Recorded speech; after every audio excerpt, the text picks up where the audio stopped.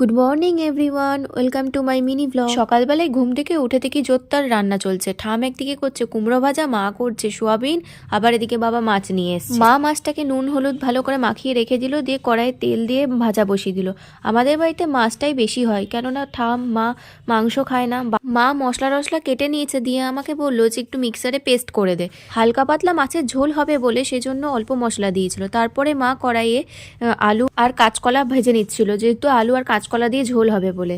এই ঝোলটা গরমকালে, মানে যখন খুব গরম পড়বে তখন এই হালকা পাতলা ঝোলটা খেতে ভালো লাগে। ঠাম এখানে করলা আর থোরটা কেটে দিচ্ছিল, মা ভাজা করবে বলে। তারপর আমি স্নান করতে চলে গেছিলাম, এসে দেখি মা রান্নাও হয়ে গেছে। আমার দেরি হয়ে যাবে বলে মা আমাকে খেতে দিয়ে দিয়েছিল।